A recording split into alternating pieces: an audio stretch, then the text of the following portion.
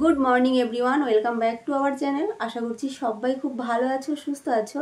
এখন ঘড়িতে সময় হচ্ছে সকাল 8:32। এখন থেকে নতুন আরও একটা ব্লগ শুরু করলাম। আজকে ঘুম থেকে উঠেছি 5টার সময়। সারা রাত আজকে ঘুম নেই। অন্যান্য দিন তাও 1 ঘন্টা 2 ঘন্টা ঘুম হয়, আজকে কিন্তু একদমই ঘুম হয়নি। সারাটা রাতই জেগে রয়েছি।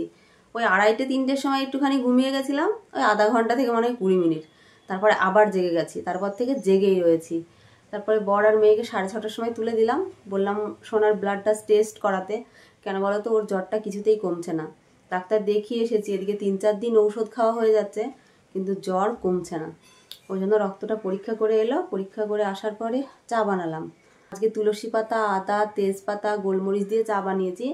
কাশিটাও কমছে না, কাশির ঔষধ খাচ্ছি, কাশিটাও কমছে না। চা খাওয়া হয়ে গেছে, মেয়ের গ্যাসের ঔষধ খাওয়া হয়ে গেছে, আর কাশির ঔষধ খাওয়ানো হয়েছে। অনেকগুলো ঔষধ একটা একটা একটা করে তো খাওয়াতে হবে বলো। আমার এখনও কোনো ঔষধই খাওয়া হয়নি। আর আমার পিঠে প্রচণ্ড পরিমাণে ব্যথা, মানে কি বলবো, নড়াচড়া করতে একদম ইচ্ছা করছে না। কিন্তু রান্নাবান্না করতে হবে, ঔষধ খেতে হবে। আমিও গ্যাসের ট্যাবলেটটা খেয়ে নেব।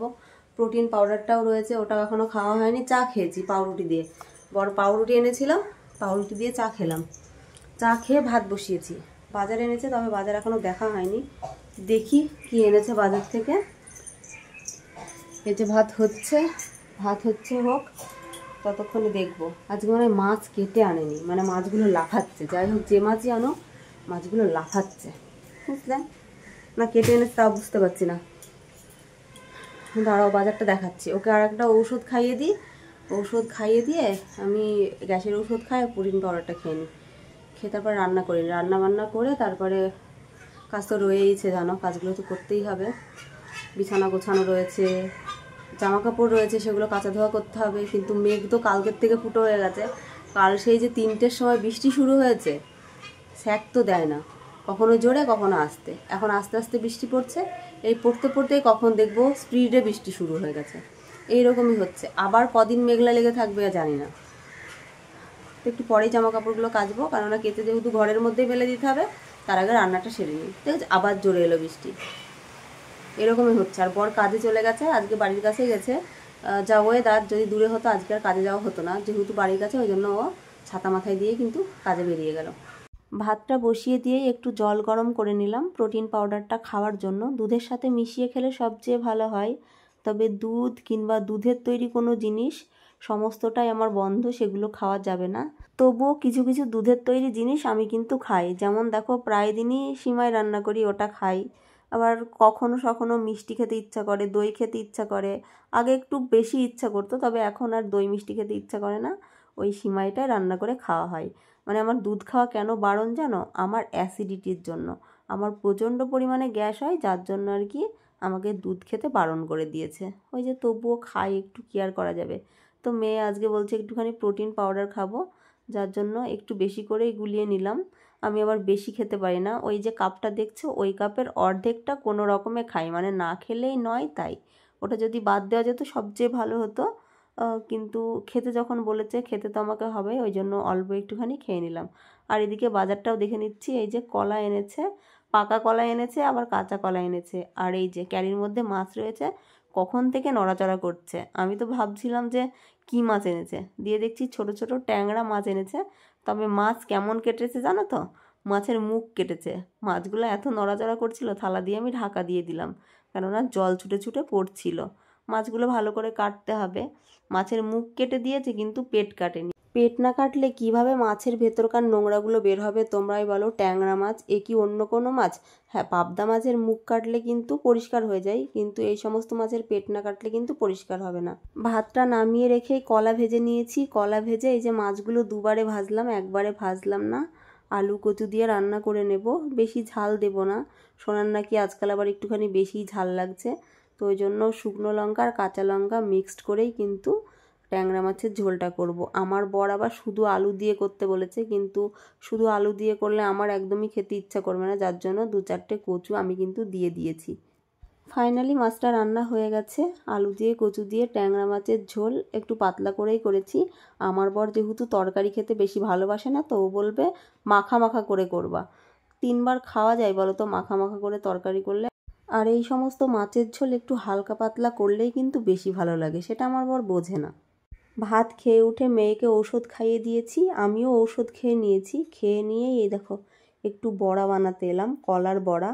এর মধ্যে দিয়েছি চালের ময়দা, রুলের ময়দা, গমের ময়দা, চিনি, সুজি, কলাটা এখনও দেওয়া হয়নি, একটু লবণ দিয়েছি আর দুধ দিয়ে মাখিয়ে নেব। এর আগে করেছিলাম ঠিক সেই রকম, তবে এক্সট্রা একটা রয়েছে যেটা হচ্ছে চালের গুঁড়ো।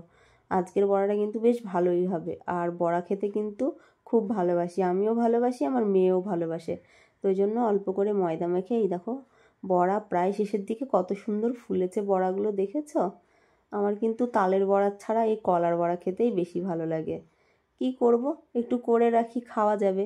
মানে কি খাবো এরকম মনে হয়, সবসময় তো ভাত খেতে ইচ্ছা করে না, এগুলো করা থাকলে একটু সময় অসময় খেতে পারবো, এই আর কি। বর্ষাকালের দিন আজকে ভেবেছি একটু তাড়াতাড়ি স্নান করে উঠবো, আর আজকেই লেট হয়ে গেল। এখন 3:40 বাজে আর এইসবে আমি স্নান করে উঠলাম। এতটাও লেট হতো না, এটা আমার বরের দোষ। কেন বলো তো? ভাত তো রান্না হয়ে গেছিলো অনেক তাড়াতাড়ি, ভাত রান্না করে বড়াটাও ভেজে নিলাম। ভেজে নিয়ে স্নান করতেই পারতাম। বরকে ফোন করলাম, বললাম যে তুমি কখন খেতে আসবে? বললো এই আসছি মিনিট 10-এর মধ্যে। এবারে আমি ভাবছি তাহলে চলে আসবে, ওকে খেতে টেতে দেবো, এঁঠো পেরে তারপরে একেবারে স্নান করে উঠবো একচেটিয়া, বেশ ভাল লাগবে। তা না হলে কী হয় বলো তো, যেই স্নান টান করতে ঢুকবো ঠিক সেই সময় এসে ও হাজির হয়ে যাবে। আর যেহেতু অনেক কটা দিন মানে বাড়ির বাইরেই কাজ করছিল, খেতে আসে না। আর আমি বাড়ি থাকলে দুপুর টাইমটায় ওকে কিন্তু ভাত তুলে দিই, তাছাড়া কিন্তু ভাত তুলে দেওয়া হয় না। বেশিরভাগ অংশ ও কিন্তু ভাত তুলেই খায়। তো ভাবছি যখন আছি, এখনও স্নান টান করিনি, তো আসবে, খেতে টেতে দিয়েই স্নান করব। সেই বলেছে 10 মিনিট পরে আসবো, মিনিমাম 2 ঘন্টা বাদ দিয়ে এসেছে। আমি একটুখানি শুয়েছি, আমি ঘুমিয়ে গেছি, যেহেতু রাতের বেলায় ঘুম হয়নি, মানে শুয়েছি কি না আমার একটু ঘুম পেয়েছে, আমি ঘুমিয়ে গেছি। 2টো যখন 10 বাজে তখন আমার বর বাড়িতে এসেছে একেবারে কাজ কমপ্লিট করে। বাড়ি এসে স্নান টান করে আমাকে ডাকছে, যে বলছে ভাত দাও। এত রাগ হয়ে গেছিলো, সমস্ত কাজ ছড়িয়ে ছিটিয়ে রয়েছে, তার উপরে বৃষ্টি পড়ছে, মানে কি যে হয়ে রয়েছে ঘর বাড়ি কি বলবো। বলছি তুমি এখন আসছো কেন? আর তুমি তাহলে তখন বলো যে স্নান টান করে না, ওকে কিন্তু আমি বলেছিলাম যে আমার স্নান হয়নি, তুমি আসবে তোমাকে খেতে টেতে দিয়ে তারপরে স্নান করব, তাহলে তখন বলতেই পারতো যে তুমি স্নান করে নাও, আমার একটু যেতে দেরি হবে, কিন্তু না, সেটা করেনি। তারপর এই যে আসলো, স্নান টান করলো, দুটো খেতে টেতে দিলাম, খেতে দিয়ে তারপরে বাকি কাজ সারলাম। আবার কতগুলো জামা কাপড় হলো, কাজের ড্রেসপত্র ছেড়ে রাখলো, মেয়ের ছেড়ে রাখা ড্রেসপত্র ছিল, সেগুলো আর কি মেশিনের মধ্যে দিয়েছি, ওগুলো এখনও কাচানো হয়নি, মানে কাচা হচ্ছে। আর সকালের যে ড্রেসপত্রগুলো কেটে দিয়েছিলাম সেগুলো ভেজা রয়েছে, সেগুলো ঘরে মেলে রাখা রয়েছে। আর এই দেখো ঝিরিঝিরি বৃষ্টি পড়ছে, আজকে মনে হয় না বৃষ্টি কমবে, তার সাথে আবার ঝোড়ো হাওয়াও দিচ্ছে। হাওয়াটা কিন্তু বেশ ভালো। তবে একটু বাইরে এলাম কেন বলো তো, কারেন্ট নেই, কারেন্ট চলে গেছে। আমি স্নান করতে ঢুকেছি, সেই কারেন্ট চলে গেছে, আর ট্যাঙ্কিতে জলও নেই। তাহলে কেমন লাগে বলো তো? কোনো রকমে স্নান করে বেরিয়ে এসেছি। বিকেল 5টার সময় ভাত নিয়ে বসলাম। সোনা একটুখানি ঘুমিয়ে পড়েছিল, তা না হলে একটু আগেই খেতাম। তার উপর আবার কারেন্ট ছিল না, কারেন্ট এলো এই আধা ঘন্টা মতো হয়েছে কারেন্ট আসলো। এই যে ভাত নিলাম, খেয়ে নি দুটো, এই দেখো সব উঠলো। চুল বাঁধলি না বাবা? খেয়ে না ভাত। খাওয়া দাওয়ারও ঠিক নেই আমাদের, জানো তো, কখনকার খাওয়া যে কখন খাচ্ছি। মাখিয়ে দেবো?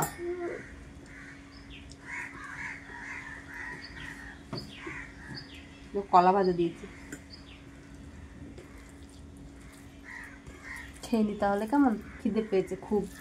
আমার বর সেই 2টোর সময় বেরিয়েছে, এখন 7টা 10 বাজে সন্ধ্যা, এখনো বাড়ি আসার নামে কোনো খোঁজ নেই। বরকে ফোন করলাম, ফোন করে বললাম বাড়ি এসো। সোনার খুব মাংস খেতে ইচ্ছা করেছে, বলছে মাংস খাবো। আমি বললাম অল্প একটু মাংস নিয়ে আসো।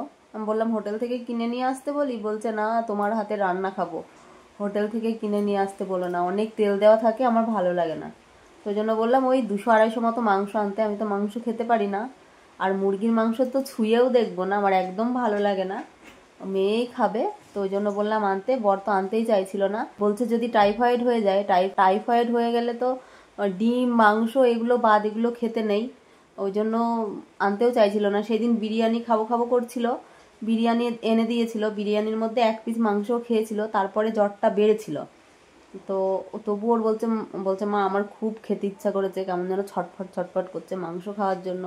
আসলে কি বলতো, আমরা তো আগে প্রায় সপ্তাহে 3-4 দিনই মাংস হতো, প্রায়ই মাংস হতো, মানে মাংস আর মাছ ছাড়া কোনো কিছুই আমাদের বাড়িতে, তোমরা তো মানে যারা ডেলি ব্লগ দেখো তারা জানোই আমাদের বাড়িতে ডাল খুব কম হয়, মাছ মাংস ডিম এগুলোই বেশি হয়। ডিমটা যেহেতু আমি খেতে পারি না এখন, যার জন্য ডিমটা রান্নাও করতে পারি না, হয় না সেইভাবে ডিমটা। তবে এখন মাছটা বেশি হয়, মাংসটাও খেতে পাচ্ছি না।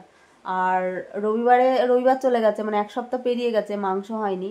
সোনা আর থাকতে পারছে না, বলছে মা মাংস খাবো ভালো লাগছে না। তো ওই জন্য বললাম, ও খুব ছটফট করছে, একটুখানি মাংস নিয়ে আসো, আজকের মতো অন্তত রান্নাটা করে দিই। রিপোর্ট আজকে দেয়নি, বলেছিল দেবে আজকে, কিন্তু আজকে রিপোর্টটা দিচ্ছে না, বলছে কালকে 10টার সময় দেবে। আর ডাক্তার দেখানো কালকে হবে কি সন্দেহ আছে, কালকে মনে হয় না দেখানো হবে। আর কালকে আবার বর বলছে মেদিনীপুর যাবে, এখন কি যে করবে আর কি যে হবে আমি মানে বুঝে উঠতে পারছি না। আর এরকম অবস্থায় আমিও যে একলা যাব, যাওয়ার মতো পরিস্থিতি নেই, তার উপরে ওয়েদারের অবস্থা ভীষণ খারাপ, আর ওকে একলা রেখে যাওয়া তো যাবেই না।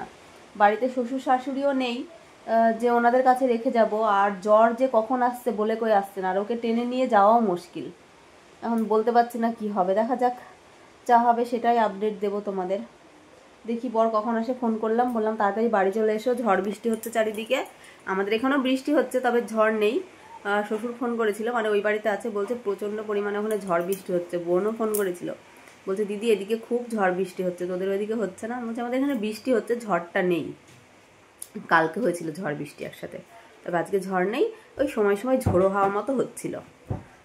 তবে এখন বৃষ্টি পড়ছে, সারাদিনই বৃষ্টি পড়ছে টিপটাপ টিপটাপ, কখনো জোরে কখনো আসতে। কি করবি মানে ড্রয়িং? চলো দেখি বর আসুক, মাংস আনলে একটু মাংস করতে হবে, একটু ভাতও করতে হবে। ফাইনালি মাংস চলে এসেছে বাড়িতে, এখন 7:30 মতো বাজে। মাংসটা ধুয়েও নিয়েছি, একদিকে ভাত বসিয়ে দিয়েছি। মেয়ের তো মাংস দেখে আর তর্স হয়েছে না, বলছে তাড়াতাড়ি মাংসটা রান্না করো। বরকে বললাম তুমি একটুখানি কেটে বেছে রেডি করে দাও, আগে মাংসটা করে দিই, ও খেয়ে বাঁচুক। মানে ওর ছটফটি ধরে গেছে মাংস খাওয়ার জন্য, বলছে ঝাল ঝাল করে মা রান্না করবে, ভালো লাগবে। আর কি বলো তো, জ্বরের মুখে না কোনো কিছুই যেন স্বাদ নেই, তখন মনে হয় একটু ঝাল ঝাল খাবারই ভালো লাগবে। শুধু জ্বর বলে না, দেখবে যে কোনো ঔষধ খাবে, ঔষধ খাওয়ার পরে না মুখটা যেন কেমন হয়ে যায়, কোনো খাবারেরই যেন স্বাদ থাকে না, কেমনই লাগে সব কিছু খেতে, একটা প্যাংসা প্যাংসা ভাব লাগে। তো অল্প একটু মাংস এনেছে, ভালো হয়েছে। কেন বলো তো, মাছের ঝোল রয়েছে, আবার কালকে পঞ্চমী রয়েছে, মানে আগামী দিন পঞ্চমী রয়েছে, এই সমস্ত তরকারি তো খাওয়া যাবে না, নিরামিষ খাওয়া দাওয়া, আলু চচ্চড়ি ওই ভাত, তো ওই জন্য আর কি অল্প একটু এনেছে। বাপ বেটির এটাতেই এনাফ। মাংসের কালারটা কত সুন্দর এসেছে দেখেছো, সেই হয়েছে। বরকেই দিয়েছি মাংসটা রান্না করতে, আমি বলে বলে দিচ্ছিলাম, বরই কিন্তু মাংসটা রান্না করছিল। প্রথমে বলছিল তাহলে আর খেতে হবে না, আর খাওয়া যাবে না আজকে মাংস আমি যদি রান্না করি। আমি বলছি তুমি পারবে, দেখো না আমি বলে দিচ্ছি। আমার কথা মতো আজকের মাংসটা কিন্তু বরই করলো। কষানো মাংস হয়েছে, মাংস তুলে কষানো মাংস খেয়ে শুয়েছিলাম অনেকটা সময়। এখন 9:30 বাজে, এখন খেতে এলাম।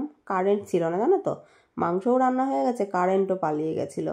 তারপরে 9:30টার সময় কারেন্ট এলো, এই যে আমি মাছের ঝোল দিয়ে ভাত খেলাম, আর ওরা মাংস দিয়ে ভাত খেলো।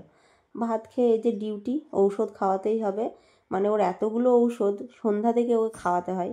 একবারে অতগুলো ঔষধ তো খেতে পারে না, আর মোটা মোটা ক্যাপসুল খেতে পারে, আমারই গলায় লেগে যায়। আগে তো আমিও ঔষধ খেতে পারতাম না, মানে যদি ঔষধ খেতাম হাতে আলাদা একটা কিছু খাবার আমাকে রেখে দিতে হতো, মানে ঔষধটা খাওয়ার পরে আমাকে সেটা খেতে হতো, তা না হলে আমি তুলে ফেলতাম। তবে এখন ঔষধ খেয়ে খেয়ে এমন অভ্যাসে দাঁড়িয়ে গেছে, একসাথে মুঠো ধরে 4-5টা বড়ি একবারে খেয়ে নিই, এখন আর কোনো ব্যাপার না।